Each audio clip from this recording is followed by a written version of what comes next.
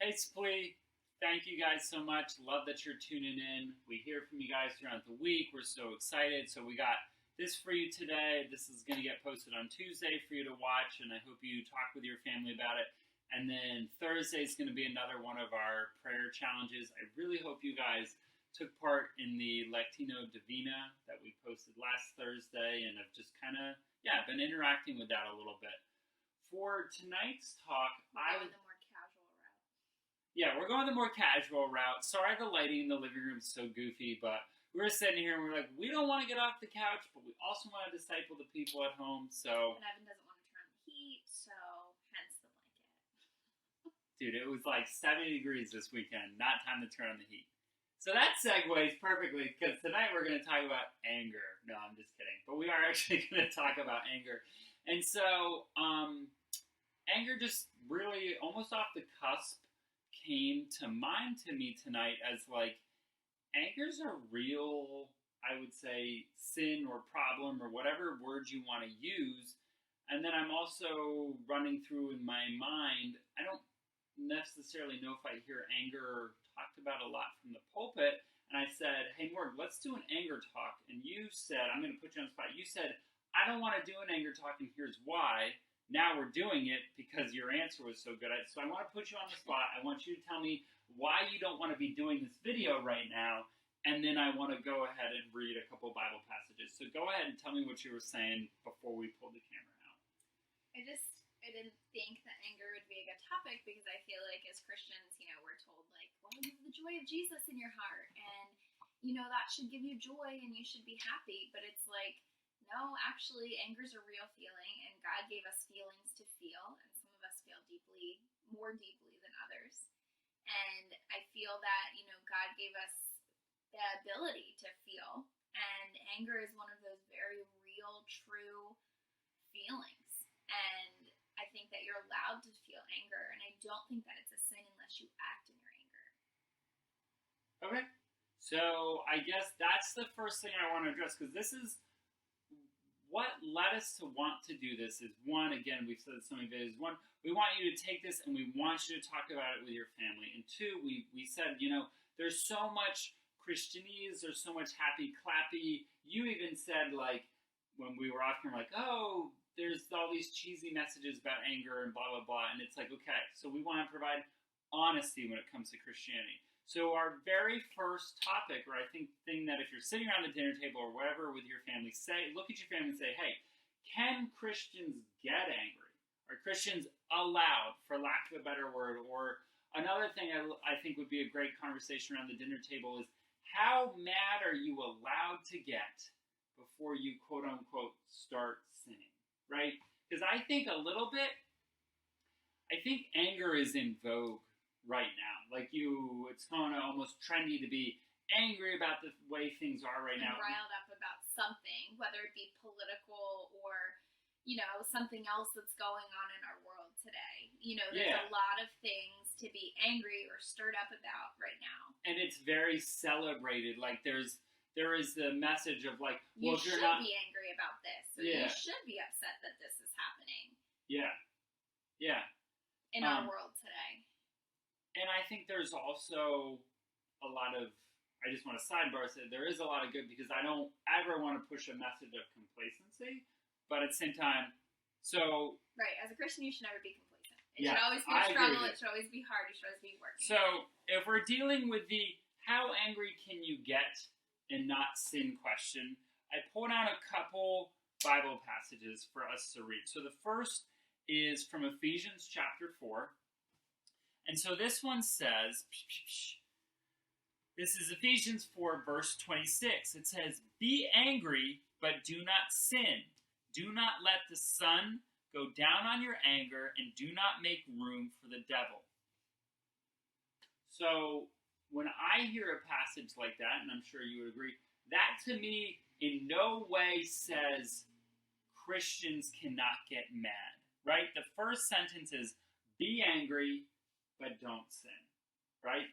And then here's the next one. But I also think you need to talk a little bit more about this passage. Okay, I won't skip ahead. Go ahead. I think it's super important, and I think it's it's telling us, like, be angry. You're allowed to be angry, but don't let that envelop your Christian heart. And Yeah. I think that's where the people let the devil go in, and I think that that's what that passage is warning about, is when that anger that envelops that heart, and it's easier, to sin at that point. Yeah, I know, so Ephesians is written by Paul, and I'm not discrediting the Bible in any way or any shape, but, this line is almost cheesy, right? He says, don't make room for the devil, right? And it's just you almost want to laugh it off, like, Paul, what on earth does that mean? But it's like what you just said, you can be angry, you can be upset. I think when we talk about being made in the image of God, that's anger. That is God has wrath, and that talk wrath about can come from preach anger. it, yeah. So, I think that, if we're created in the image of God and he had wrath, I think, we were also given that wrath. Yeah. And that anger. Emotions, mind, thinking, the ability to create, those are all things that I think of are what make us in the image of God. But you can't let those emotions consume you. Yeah. I think is when it becomes dangerous. So, can you explain that for me? Say I'm a viewer at home. Say whether I'm someone who's been to church my whole life or someone who just stumbled across this on YouTube, and I'm sitting here and I say, so you're saying the word consume, and the Bible says don't make room for the devil, and I'm sitting here thinking, well, how angry am I allowed to be before I start sinning? How would you answer that? I know I'm putting you on the spot, but how would you answer that? I think when you are consumed by anger, I think every action, thought, and deed is you're doing in response to your anger. And, we all make mistakes and we all act out of our anger. As everybody watching this, and you and I, we've both definitely made mistakes in our anger towards each other or towards others. But I think when your actions and your character start becoming changed because of your anger, I think that's when it's consuming, and I think that's when we're leaving that room for the devil. Okay, I like that. I like that a lot. I think not to... All right, so we're jumping... Whenever we have to shoot these, sometimes there's stuff that we leave in because the conversation goes raw, sometimes it goes awry and we have to cut it, yada, yada, yada. Tonight was one that we had to cut and everything like that. So we have this verse here. Morgan just said all this good stuff about, not letting it take over your entire life about when it comes to being angry. And this, how far can I be angry? You know what I mean?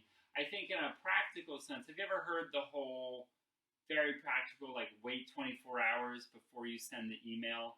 It's kind of like that. You know what I mean? When you're totally consumed by anger, you're send. You know what I mean? You're not thinking, processing, those kinds of things. That's where then, oh my gosh, I've made this mistake. Things go awry. So there's our Ephesians passage. Now I want to come to another passage in John chapter 2. We love to bring up this passage. Morgan and I always love to bring this up, but it's so important, right?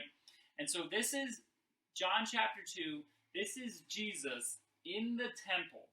Jesus. So it says, beginning of verse 13, or I'm going to say beginning of verse 14. In the temple, he found people selling cattle, sheep, and doves, and the money changers seated at their tables. Making a whip of cords, he drove all of them out of the temple, both the sheep and the cattle. He also poured out the coins of the money changers and overturned those tables. He told those who were selling the doves, take these things out of here. Stop making my Father's house a marketplace. So that's the words of Jesus, or the actions of Jesus, who a pillar of Christianity is to believe that Jesus never committed sin. Because if he did, then he wouldn't be able to cover all sin. So, right, we believe that Jesus never sinned. And yet we have, in all of our Gospels, this passage where Jesus comes in, he flips out, by any means of the word, he flips out. So picture, you have your temple, people are selling stuff, and, right, they were doing something wrong, but Jesus goes in, starts flipping tables, he makes a whip, starts whipping people, and all those kinds of stuff.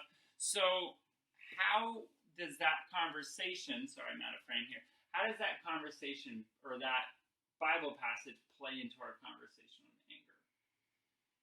I think it shows that Jesus also was human and that he was also given feelings and to feel, and anger is a very real, true emotion. think in that moment, I think his anger was warranted, because his temple was being treated as an unholy place, and not as a place of worship, but as a place of business. Yeah. Mm-hmm. So, and sometimes I feel like, anger is not supposed to consume us, and we shouldn't act out of anger, but I think in that moment, I think anger was warranted, and I think that it was a necessary response, to show how serious, I wouldn't say of a crime, but like as a serious, like how wrong these people were. Okay. Where I think it gets dicey, and what I want to turn on to you, the viewer, to then talk with your family or whoever you're watching this with or in the comments, is when do we become judge and jury on what is warranted and what is not? Right? And I think that's the slippery slope, because you can, right, if we're honest, chances are, if you're watching this, I don't want to generalize, but chances are, if you're watching this, you have some type of faith background. People with faith backgrounds still sin all the time, because even though they know what the Bible teaches, we self-justify almost anything through self-talk. So I think that's the thing. I love what you said. The Bible clearly, we have passage that says, be angry and do not sin. Jesus is flipping tables and not sinning. There is a way to do it. But I think if you look at the human condition, humanity, sin in this world, I think we have not figured it out, right? If we're honest, look at broken relationships or any word you want to use, any picture. People haven't figured it out. So when are we allowed to be that judge and jury? Are we allowed to be that judge and jury of, like, we make the standard of, oh, I'm angry, but it's justified anger, so I'm not sinning. But it's like that's coming from within myself. So I think in the lieu of, because this conversation could repeat 1,000 times, let's really leave it with that cliffhanger. Let's say, take this and talk to your family and really say, what does being angry without sinning look like? So maybe if it's even too difficult to include the John passage, just look at that Ephesians where he says, be angry, but don't sin. Sit with your family at dinner or wherever and say, family, what does being angry and not sinning mean in 2020 or whatever year or whatever context of your life? And I will be the first one to say, I don't know what that looks like. I don't know how to be angry and not sin, whether it's somebody cutting me off in traffic or butting heads with Morgan or anywhere in the middle of that.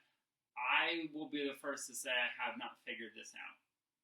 You know what I mean? And so maybe you have. If you have, call me, text me, comment, all that good stuff. But yeah, that's our faith conversation on anger. And I really hope you further this conversation with your family. So thanks for watching, and look for a prayer challenge on Thursday. Thanks.